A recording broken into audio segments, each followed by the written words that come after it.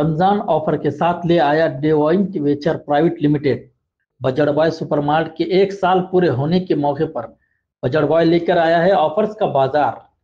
1 मार्च से 2 मार्च तक 9 बजे से 10 बजे तक एनिवर्सरी सेल में मिलेगा शानदार डिस्काउंट।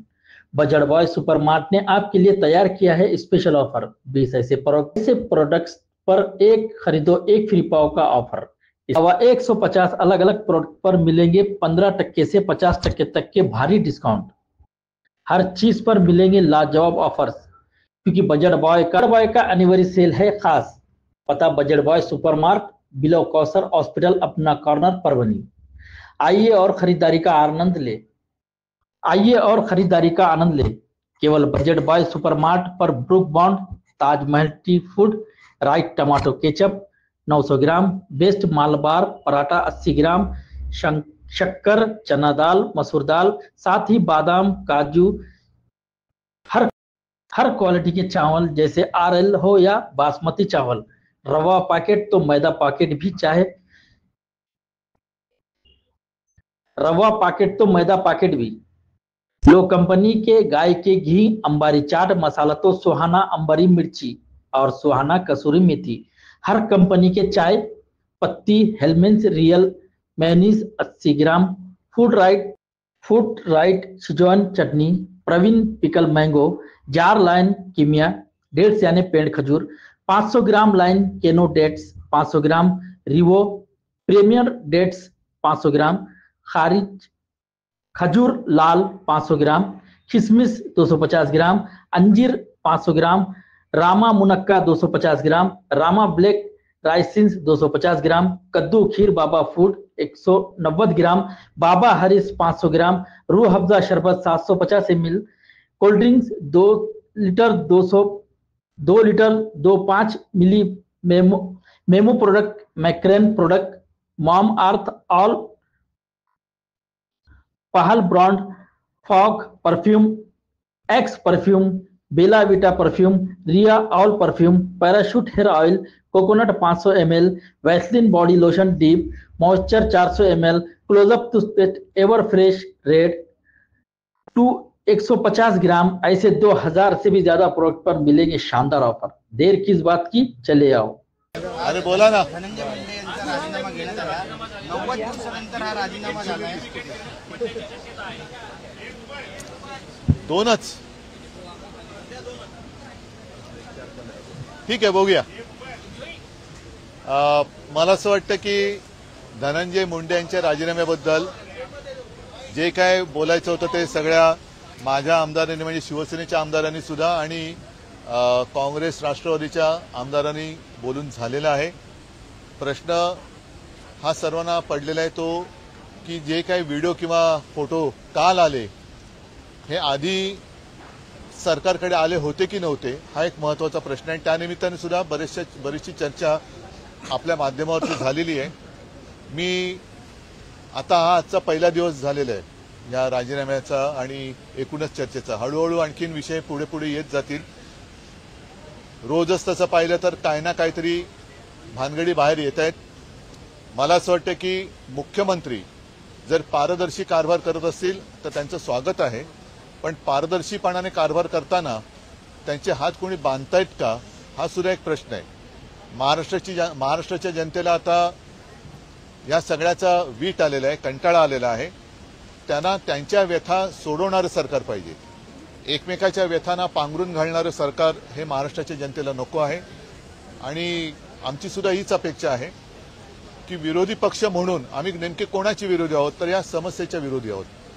तर चांगलं राज्य घडवण्यासाठी सगळ्यांनी आपापल्या जबाबदाऱ्या पार पाडल्या पाहिजे. तुम्ही स्वतःही मुख्यमंत्री होतात. मुख्यमंत्र्यांकडे हे फोटो खूप आधीपासून आले होते आणि ते दाबून ठेवले गेले असं तुम्हाला वाटतंय? कारण समाज माध्यमांवर आणि माध्यमांमध्ये चर्चा आहे, त्यात तुम्हाला काय तथ्य वाटतं? आता या प्रश्नाचं उत्तर स्वतः मुख्यमंत्र्यांनी द्यायला पाहिजे, कारण ते स्वतः गृहमंत्री पण आहेत. आपला प्रश्न जो आहे तो अतिशय योग्य आहे की 2-3 म्हणजे डिसेंबरपासून ही घटना गाजते. राजीनाम्याची मागणी, बरं आज धनंजय मुंडे यांनी जो राजीनामा दिलेला आहे त्यांनी स्वतः कारण दिले त्यांच्या तब्येतीचं. मी त्यांच्या तब्येतीबद्दल कोणते भाष्य करू इच्छित नाही, कारण कोणीही कोणाच्या तब्येतीबद्दल आणि प्रकृती अस्वास्थ्याबद्दल चेष्टा टवाळी करू नये. जशी त्यांनी म्हणजे आमच्यातले जे कोणी गेले त्यांनी माझ्या प्रकृतीबद्दल केली होती, पण मी एक संस्कार पाळणार आहे म्हणून मी कोणाच्याही तब्येतीबद्दल किंवा प्रकृती अस्वास्थ्याबद्दल अजिबात चेष्टा करणार नाही. मात्र नेमकं खरं कारण काय? कारण धनंजय मुंडे यांनी सांगितलं की त्यांना त्यांच्या प्रकृती अस्वास्थ्यामुळे त्यांनी राजीनामा दिलाय.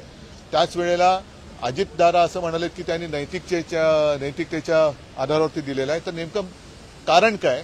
आणि जर का त्यांनी प्रकृती अस्वास्थ्यामुळे दिला असेल तर एवढे फोटो आणि व्हिडिओ बाहेर आल्यानंतर सुद्धा त्यांचा राजीनामा मग घेतला का गेला नाही याचं उत्तर सरकारने दिलं पाहिजे. आता माणिकराव कोकाटे यांचा नंबर असेल का? तुम्ही आग्रही होते पण धनंजय मुंडे राजीनामा द्यायला तयार नव्हते. आता मला असं वाटतं तो राजीनामा झालाय. फक्त राजीनामा नेमका काय कारणाने दिला गेलेला आहे ह्याचंही उत्तर आलं पाहिजे. आणि आता तुम्ही जो प्रश्न विचारला की ह्या सगळ्या गोष्टी नेमक्या अधिवेशन काळामध्येच बाहेर कशा आल्या आणि 2-1 महिने जर त्या होत्या तर बाहेर का आल्या नव्हत्या, आणि जर बाहेर आलेल्या होत्या किंवा यांच्यापर्यंत पोहोचल्या असतील तर त्याच वेळेला यांचा राजीनामा का घेतला गेला नाही, हे या अनुषंगाने निर्माण झालेले प्रश्न आहेत.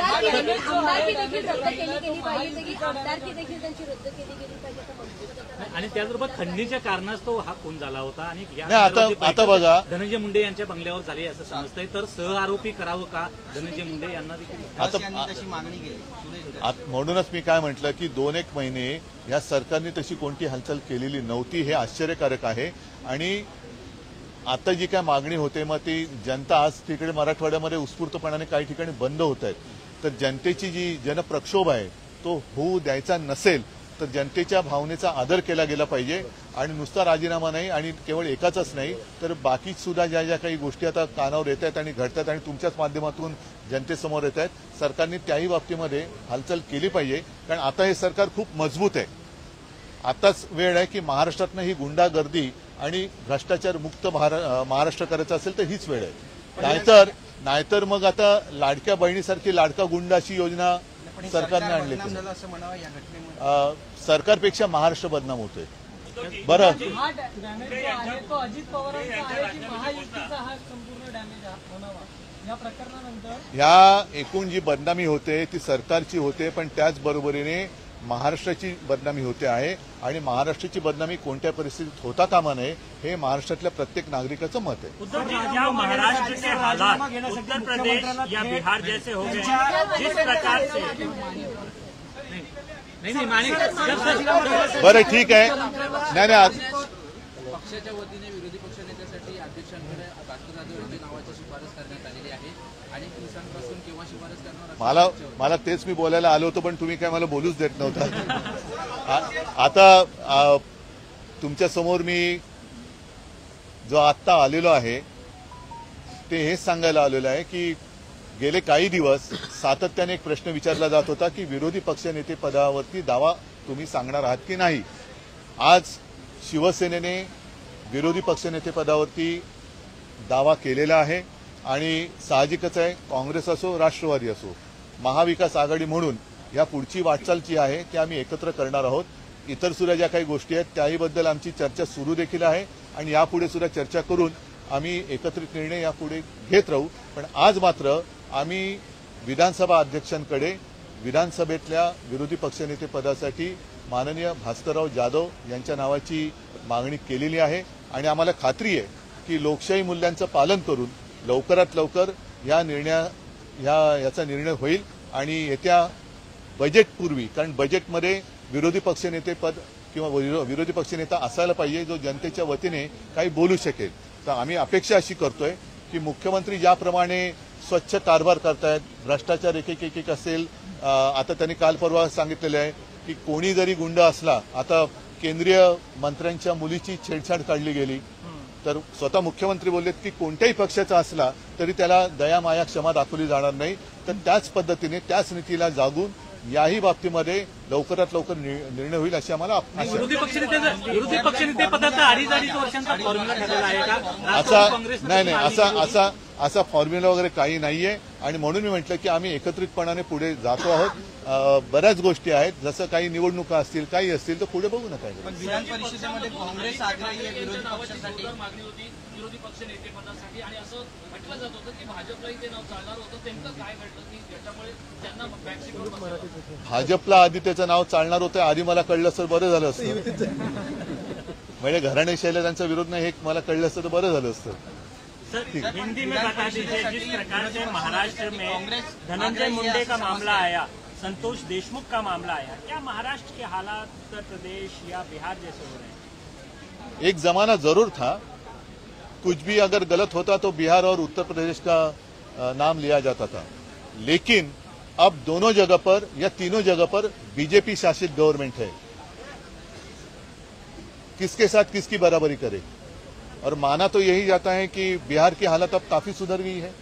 यूपी में तो बुलडोजर है, बुलडोजर राज चल रहा है, तो बदनाम महाराष्ट्र हो रहा है.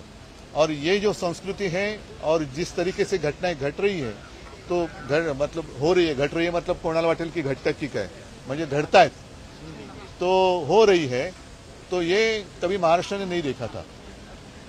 जिस प्रकार से धनंजय मुंडे का इस्तीफा अनाउंस, कारण क्या है? क्योंकि मुंडे जी, धनंजय तो बोल रहे कि उनकी प्रकृति तबीयत ठीक नहीं, इसलिए उन्होंने इस्तीफा दिया. अजित पवार बोल रहे कि नहीं, नैतिकता का कारण है. तो असलियत क्या है? लेकिन सर जिस तरीके से टाइमिंग, हाँ बोलिए.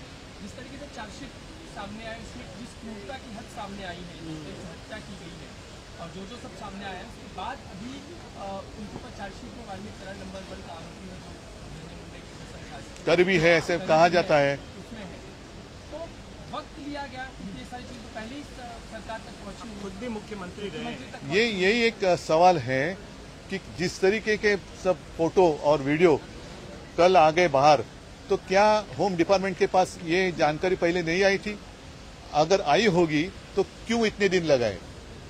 इतने दिन क्यों लगाए? और नहीं आई होगी तो क्या अपने होम डिपार्टमेंट की जो सिस्टम है, तो वो तो नाकामयाबी उनकी है, नाकामयाबी फिर होम डिपार्टमेंट की है. तो ये सारी बातों का उत्तर गवर्नमेंट को देना होगा. औरंगजेब को लेकर के काफी विवाद हो रहा है. कल अबू आजमी ने बयान दिया कि औरंगजेब जो है वो, उसके ऊपर काफी बहस हुई है. और हम तो यही मानते हैं और यही चाहते हैं कि जो भी हमारे, जो हम जिसको देवता मानते हैं, छत्रपति शिवाजी महाराज, छत्रपति संभाजी महाराज, उनके बारे में कोई भी कुछ भी गलत कहे तो उनको शासन होना चाहिए, उनको माफ नहीं करना चाहिए. एक अहम सवाल है, संबंधाची मागणी केली जाते. आप हर रोज नहीं बात करते हिंदी में, तो एक सवाल मैं जरूर लूंगा कि कई बार ऐसी चर्चाएं होती हैं, कई बार शिंदे गुट की तरफ से ये कहा जाता है कि आपके विधायक और एमपी जो है उनके संपर्क में है. रिसेंटली आपने एक बैठक भी की थी, तो क्या मातोश्री में एक बैठक की थी अपने, तो मेरे अपनी घर की बैठक है, वो सारे विधायक तो अभी मेरे साथ ही है. तो क्या इसको लेकर के कितने विधायक जो है, क्या कोई जाने की संभावना है? क्या है?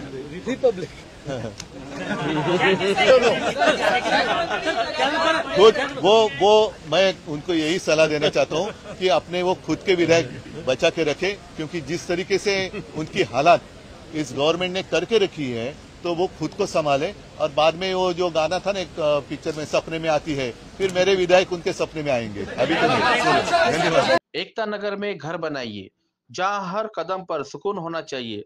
सुल्तान बिल्डर एंड डेवलपर्स की पेशकश. एकता नगर परभनी शहर के धार रोड स्थित भीमा कोरेगांव नगर के नजदीक.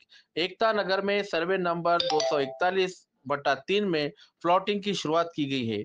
यहां एडवांस बुकिंग की भी शुरू हो चुकी है. इस प्लॉटिंग में नालियों और सड़कों का काम बहुत अच्छे तरीके से किया गया है, जिसे आप इस वीडियो में देख सकते हैं. यहाँ की नालियां, सड़कें और सामने की आबादी में बने हुए घर भी साफ साफ दिखाई दे रहे हैं. एकता नगर में सबसे कम दामों में प्लॉट्स की कीमत रखी गई है, ताकि रोज काम करने वाले, खाने वाले लोग भी इसे खरीद सके. ये प्लॉटिंग विशेष रूप से जरूरतमंद लोगों के लिए निकाली गई है. इस प्रोजेक्ट में कुल 40 प्लॉट है, जिसमें से कुछ पहले ही बुक हो चुके हैं. जल्द से जल्द अपनी बुकिंग कराएं, ताकि ये मौका आपसे छूट न जाए. प्लॉट बुकिंग के लिए और अधिक जानकारी के लिए आप इस नंबर पे कॉल कर सकते हैं. अथर सुल्तान 9860985357. मोहम्मद इलियास 8855 888000। वहास खान 9970443980। इस प्लॉटिंग में खास सुविधाएं। सभी प्लॉट्स को 22 फुट के रोड से जोड़ा गया है। सभी प्लॉट्स में नाली की सुविधा है। प्रत्येक प्लॉट में 2 फीट मुरुम, LED स्ट्रीट लाइट्स शहर की आबादी के पास स्थित है।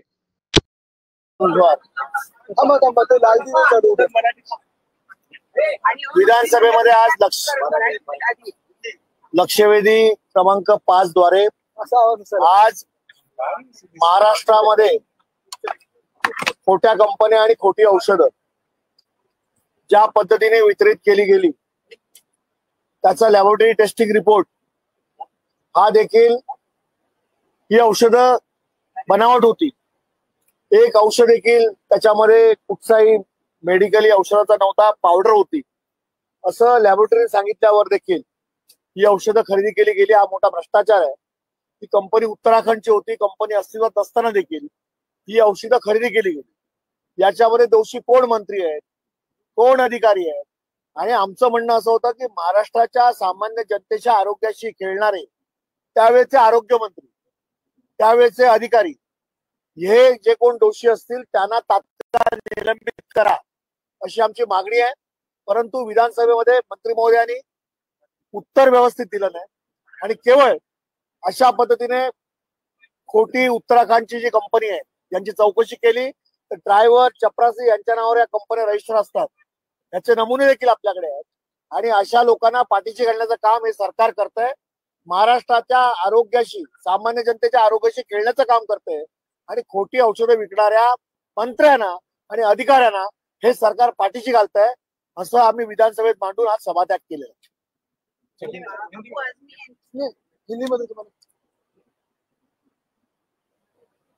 आज विधानसभा में लक्ष्यवेधी क्रमांक 5 के द्वारा जो दवाइयां महाराष्ट्र में वितरित हुई थी वो डुप्लीकेट है, जो कंपनियां थी वो भी डुप्लीकेट है, जिसकी जांच होने के बाद इस लैबोरेटरी टेस्टिंग में जो रिपोर्ट आया उसमें केवल पाउडर थी, दवाई नहीं थी। और ऐसे जो डुप्लीकेट दवाइयां थाने में, नागपुर में जहां जहां सप्लाई किए गए, ये प्रस्ताव जिसने लाया वो मंत्री, शासन के अधिकारी, इन्हें सारे लोगों को तत्काल आप निलंबित कीजिए ऐसी हमने मांग की, लेकिन सरकार सुनने को तैयार नहीं है।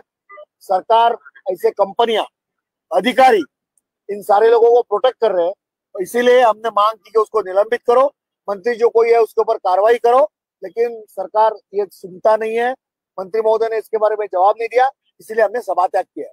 आदित्य जी, आज अबू आसिम आजमी को सस्पेंड किया गया है। दो बातें हैं इसमें, एक तो सस्पेंड किया गया और दूसरा अखिलेश जी ने ट्वीट किया है, उन्होंने अबू आसिम आजमी को सपोर्ट किया। उन्होंने कहा कि जो सत्य की आवाज को निलंबन से दबाने की कोशिश की जाए। आज एकंदर आपण सभागृहात सगळं काही जे काही चाललं होतं पाहिलं असेल तर अबू आझमींना निलंबित केल्यानंतर लगेच आमची मागणी होती की जशी कारवाई अबू आझमीवर केली आणि ती करायलाच पाहिजे होती, काल पण आमची मागणी होती, खरं तर कालपासूनच करायला पाहिजे होती, पण तशीच हिंमत दाखवून जे भाजपच्या जवळचे आहेत, मग ते कोश्यारी असतील, कोरटकर असतील, सोलापूरकर असतील, त्यांच्यावर देखील कारवाई आणि त्यांच्यावर देखील बेड्या ठोकण्याची कारवाई ही या सरकारने केली पाहिजे।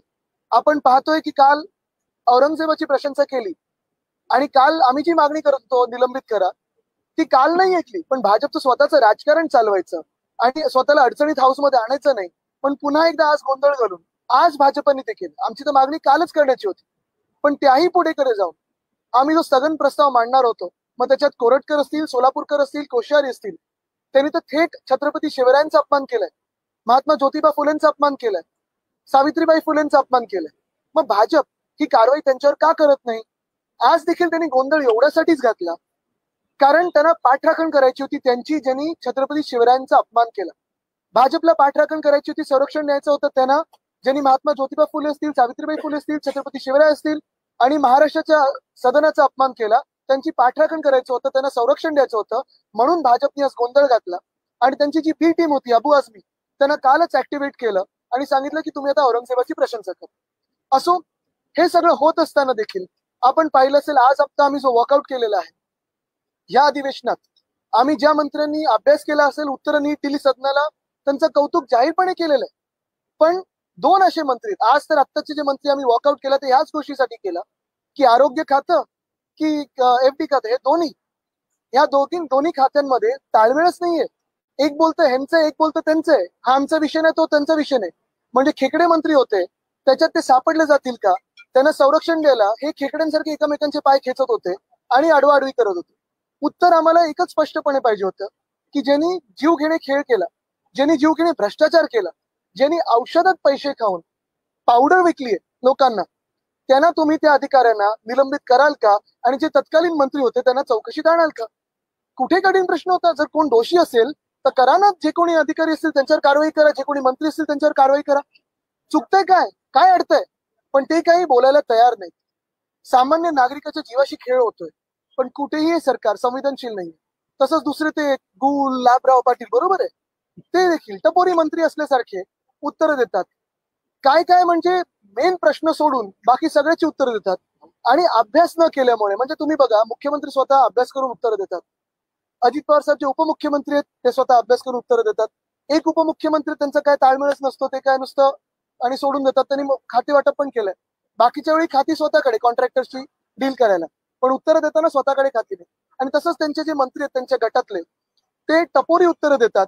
आणि ह्याच्यावर आमचा आक्षेप आहे. आज विधान भवनात देखील मी खरोखर जे स्पीकर आहेत अध्यक्ष महोदयांचे आभार मानतो की त्यांनी ती टपोरी जे काही उल्लेख होता मंत्र्यांचा तो मागे घेतला, त्यांनी मागे घ्यायला लावला, रेकॉर्डवरनं काढायला लावला. पण हे असे मंत्री जर टपोरीपणा करायला लागले हाऊसमध्ये, तर फडणवीस साहेबांच्या इमेज बद्दल चिंता ही आम्हाला जास्ती आहे. सर, हिंदी में जानना चाहेंगे मुख्य सचिवांनी थांबा ना यार, लाईव्ह चालू आहे. मुख्य सचिवांनी पत्र दिलेलं आहे एकनाथ शिंदे यांच्या विरोधात की अमृत योजनेमध्ये 57 लाख रुपयाचा जो अपहार झाला तो त्यांच्या मार्फत करण्यात आला. मी मुख्य सचिवांचं अभिनंदन करतो. आणि कदाचित आपल्याला आता कळलं असेल की तत्कालीन मुख्यमंत्री घटनाबाई एकनाथ शिंदे ह्या सचिवांच्या मागे, मुख्य सचिवांच्या मागे का लागले होते. त्यांना बदलायचं होतं. मग प्रेशर टाकत होते, सौनिक साहेबांवर टाकत होते, सौनिक मॅडमवर टाकत होते. पण चांगल्या अधिकाऱ्यांना बदलायचं आणि जे तुम्हाला दोषी ठरवतील, जे तुमचा भ्रष्टाचार पकडतील, जे चुकीचं काम करायला नाही बोलतील, त्यांना काढून टाकायचं. हा जो त्यांचा डाव होता तो मी उघडा पाडला.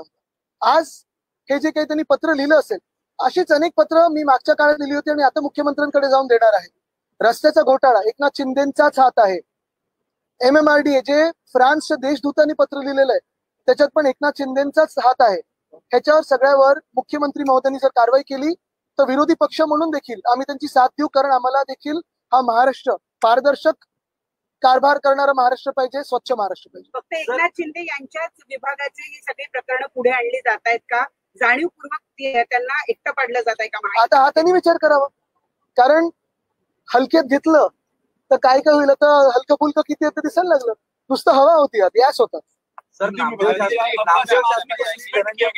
एक तो सस्पेंड किया गया है, वो उस पर जवाब दीजिए. दूसरा, अखिलेश यादव ने ट्वीट करके अब्बू आसिम आजमाना को कहा, उसको सपोर्ट किया है. अखिलेश जी को मैं स्थिति, जो सत्य परिस्थिति है वो बताना चाहूंगा. और यही बात कहना चाहता हूं कि कल हमने देखा था कि अबू आजमी जो भाजपा की बी टीम है उनको परसों से एक्टिवेट किया गया.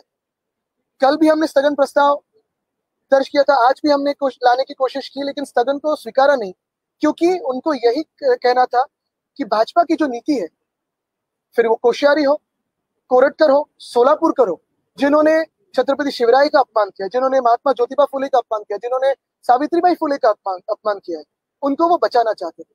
यानी ये तीनों को बचा के कहीं ना कहीं लक्ष्य विचलित करते. हमारी तो कल भी मांग थी कि अबू आजमी को क्या सस्पेंड किया, जेल में डालिए ना. अरुण सिंह की प्रशंसा कर रहे थे, लेकिन जैसे उन पे कार्रवाई कर रहे हो, कोरटकर हो, सोलापुरकर हो या कोश्यारी हो, सिर्फ आपके है या आपके नजदीक के है, इसलिए क्या आप उनके कार्रवाई नहीं करना चाहते? और यही बात है, अगर न्याय हो तो सारे के सारे महाराष्ट्र द्रोही के साथ हो, उनको भी सजा मिलनी चाहिए. कोरटकर हो या फिर सोलापुरकर हो. कल भी हम स्थगन लाएंगे. जहां जहां छत्रपति शिवराय का अपमान होता है हम शांत नहीं बैठे. योगी आदित्यनाथ ने धमकी दी है कि अबू आजमी को आप भेज दो, ऐसे लोगों को इलाज करके हम वापस भेज दो. देखिए, आज दिन कैसे आ गया है कि यूपी के सीएम वहां से बोल रहे हैं, लेकिन हमारे सीएम 2 दिन लेते हैं कार्रवाई करने को. हमारे सीएम पे ऐसी नौबत आ गई है कि जब दिसंबर में किसी की हत्या हुई थी, कल फोटो आने के बाद एक मंत्री को इस्तीफा देना पड़ा. योगी जी शायद अलग करते, बुलडोजर बेचते, लेकिन ये सीएम किस पार्टी के है, कौन सी विचारधारा के, मुझे पता नहीं. हमारे सीएम पे ऐसी नौबत आ गई, ऐसे समय आ गया है कि उन्हीं के पक्ष के 2-3 लोग छत्रपति शिवराय का अपमान करते हैं, शायद यूपी में उनपे बुलडोजर चलता है, लेकिन यहाँ तो लाड प्यार चल रहे, तो सीएम में अंतर होता है। मोहितेंच्या घराण्यातील एका महिलेला मंत्री जयकुमार गोरे यांनी स्वतःचे नग्न फोटो पाठवलेले आहेत आणि ती महिलाही साधा उपोषणाला बसणार आहे, तर तुमचं त्याच्यावर काय? बघा, एक एक नग असे बसलेले आहेत. आता काय करायचंय मंत्र्याचं? एक मंत्री टपोरीसारखे उत्तर देतात, दुसरे मंत्री उत्तर देऊ शकत नाहीत, तिसरे आपण पाहिलं काल राजीनामा दिला, चौथे असे आहेत बलात्कार शांततेत पार पडला म्हणून पोलीस कारवाई होऊ शकत नाही किंवा झाली नाही, पाचवे असे आहेत ज्यांनी कन्व्हिक्शन झालेलं आहे, सुप्रीम कोर्टाचा कायदा आहे तरी त्यांच्यावर कारवाई होत नाही. आज 6वा मंत्री ज्यांचे फोटो आलेले आहेत. या मंत्रिमंडळात जे आम्हाला फडणवीस साहेबांनी सांगितलं होतं की आम्ही स्वच्छ कारभार करू, फिक्सर म्हणून पीएस आणि ओएसडी पण घेणार नाही, फिक्सर पेक्षा भयानक लोक आता मंत्रिमंडळात आले, त्यांना कोण फिक्स करणार? त्यातील जे आरोप आहेत, एका तरुणाला अर्धनग्न करून लोखंडी रॉडच्या मारहाण केली, सगळे दिले ते आरोपी तुमच्या पक्षाचे कार्यकर्ते आहेत. बघा, मी तुम्हाला सांगतो, महत्वाची गोष्ट आहे की जर असा कुठचा प्रकार कुठेही घडला असेल, कुठच्याही पक्षाचे कुठच्याही पातळीचे नेते असतील, आरोपी असतील किंवा नेते असतील किंवा कार्यकर्ते असतील, कायद्याचा धाक हा असायलाच पाहिजे. जे कोणी गुन्हेगार असतील, जे कोणी चुकीचं असेल, कोण चूक करत असेल आणि ते कशामुळे करते एकदा साबित झालं त्याच्यावर पुढे कारवाई होईल. पण आज आपल्या राज्यामध्ये कायद्याचा धाक आहे का जेव्हा मंत्रीच असे सगळे फिरत असतात?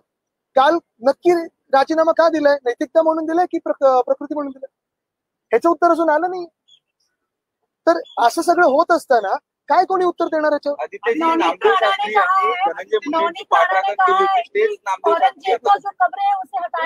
एक मिनिट, हे झालं की नामदेव शास्त्री यांनी धनंजय मुंडेंची पाठराखण केली होती यापूर्वी, आता तेच नामदेव शास्त्री यांना पीडित कुटुंबाचा मुलगा आलेला आहे. अशा पद्धतीने बघा, मी कशात जाणार नाही. मी एकच सांगेन तुम्हाला की कालचं जे आहे त्याच्यात सुधारित चार्जशीट झाली पाहिजे, जे सत्य परिस्थिती लोकांसमोर आली पाहिजे आणि जे कोणी ते कृत्य केलं असेल, मी जातपात धर्म न पाहता सांगतोय, जातपात धर्म न पाहता ज्यांनी कोणी ते घाणेरडे कृत्य त्या फोटोमध्ये केलं आणि जे कोणी मारेकर असतील त्यांना भर चौकात फाशी झालीच पाहिजे. पीएम साहब से समय नहीं, पीएम साहब ने समय दिया तो आगे की कार्रवाई हो सकती है.